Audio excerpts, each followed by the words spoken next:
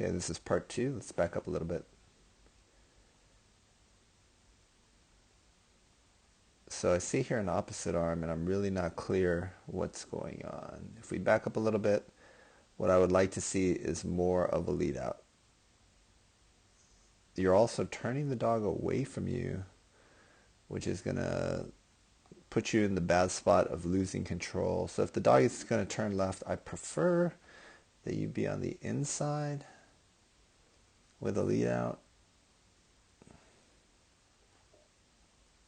I guess your dog missed that jump. It's really hard to control what the dog sees. At this point, when you're directly behind the dog, there's the jump and there's two tunnel options, and not an easy way to discriminate between the three. So, let's see here. Yeah, I like leading out all the way over here with the dog on right, calling the dog over 1 and 2. And then you move this way, setting up a rear cross perhaps, or a blind cross or front. There's a lot of good things you can do in here. So if you, with a dog this fast, if you have an issue with your start line, you need to go ahead and fix it. Here the dog is committing to the left really early. Yeah, okay. So the dog comes out,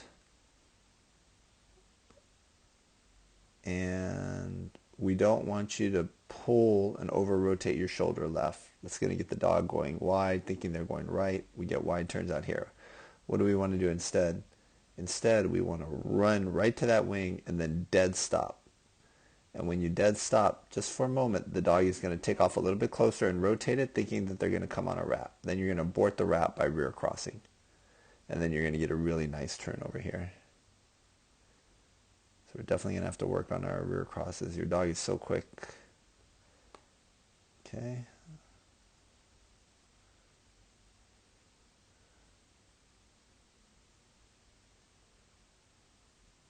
Okay, same problem here. So here you're using pinwheel handling.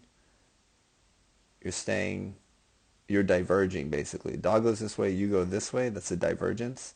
And then you're rotating in place. That's pinwheel handling. So what that usually does is it permissively lets the dog take the biggest loop that they can find. So the biggest loop they can find is this one. Now if this is the correct obstacle here, which I can't tell from your handling, we have to control this with a decel. Which means on your rear cross, you should be charging up as fast as you can and then coming to a stop here as your dog turns here. That stop will create the wrap behavior, but here there's no stop, you're just rotating in place. So you're going to find that you lose control of the dog a lot. Yeah, okay, so it looks like, okay, 6 poles. So it looks like a little bit novice. And okay. The dog is super fast. You're getting flanked and you're compensating by, yeah. So see again, here we have this early rotation, what I call over rotation. So we don't want to do that. If we want to get a turn from here to here, what you should do is run up here, preferably lead out there. But run up here and slow down. And the slowing down is going to create a closer takeoff point, and then the dog will turn. What this is going to do is cause a push-off for the dog to turn the wrong way. Either the dog is going to flick away thinking there's a rear, or you over-rotate, and the dog is going to push off. Yeah. Yep, that's exactly what happens. Okay, so hopefully you can see that you're over-rotating there. I'm going to send you a bunch of information on rear crosses. We have to change the way you rear cross. This is a very tough weave entry, so this just needs practice.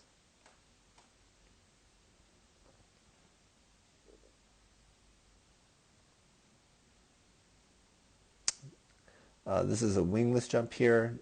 We just need more practice on the wingless jumps. The dog is very tunnel focused. This one is kind of straight on. It catches the line of sight of the dog.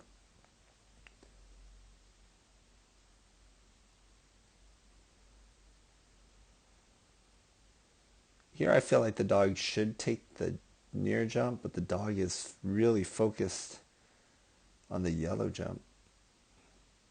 It's like your dog can't see the obstacles near him. Beautiful teeter. Obviously a very good trainer. Yeah, so again we have this massive divergence. I don't know if you've built this into the dog or the dog kind of came this way. Part of the working on the lead out from the start line is we got to be able to lead out from tables. So what I would do is I would not diverge, because again that creates this big pinwheel behavior. So if we need a pretty good tight turn, we have to stay stopped facing this way, and that's how we decel. So you're not providing any decel cues here. You're using pinwheel handling.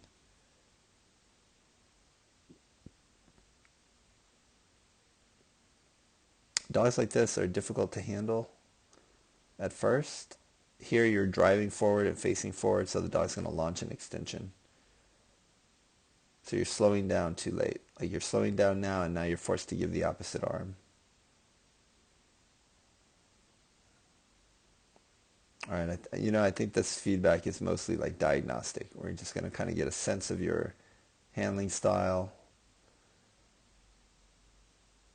Okay, here we get a bar. I think your dog would benefit from some jump work. He's a little bit of a flinger, not comfortable with his body. We don't want him to become a chronic bar knocker. So here the spacing is awkward. So we go 1, 2. He's too far away for 2, but too close to 3. Too close for 3 hits. 1, 2, 3. So this is where the dog needs to learn that they have to round out their jumping a little bit, and this is where you can use grid work, set point work, which I don't think is necessary for every dog, but would be very helpful for your dog. This is a very common miss. Your dog really does not look near him. So interesting. Yeah, and then an immediate refusal.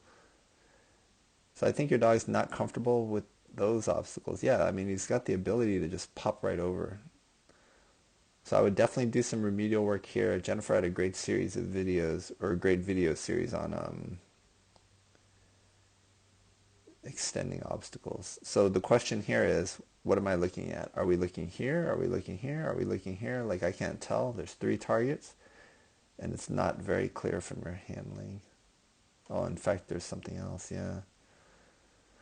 So this kind of send and go reinforces the dog spinning out. So there have been times where you wanted the dog to turn tighter, like there's only one obstacle out here, and you're like, well, I'm going to do this maneuver, and I want the dog to turn a little bit tighter.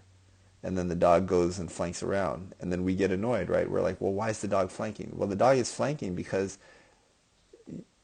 it was correct for the dog to go wide here, so why wouldn't it be correct for the dog to go wide in other spots? Even if they can't see the jump yet. They're like, there will be a jump out there because in the past there's been a jump out there. So in general, I would discourage this kind of handling from you. Leads to a bar, and then you can't discriminate between these 2 jumps here. You're going to have to move in. You're going to have to move in with probably a decel. So this is not a decel. This is a stop and a go. So this kind of like a send and go, and you're going to get this big flanking behavior. So I would move in here, stop, stay facing this way, right arm out this way, until the dog is wrapping back toward you. Then once the dog is looking at the correct thing, then you can go. So just a little bit rushed here.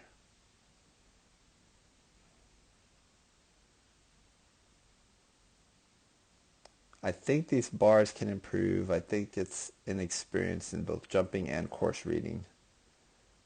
1, 2. Yeah, so here's awkward. The dog is like, I'm going to try it and do it in 2. Here's 1 hit, 2 hits. They already know 3 hits is too close. They took a bar last time, so they're going to experiment with 2 hits. So your dog's trying to figure it out. But the answer that your dog is not trying is to vary the intensity of the jumping. Your dog is just jumping all out, max extension, every single hit, right? And so they need to learn how to like half jump, how to collect. And so that's going to take like grid work, because your dog is just flinging himself over jumps. I might have Jen take a look at this for the jumping. Here you just need to go on cue at the end. I'm going to stop this second video here and we'll start a part 3.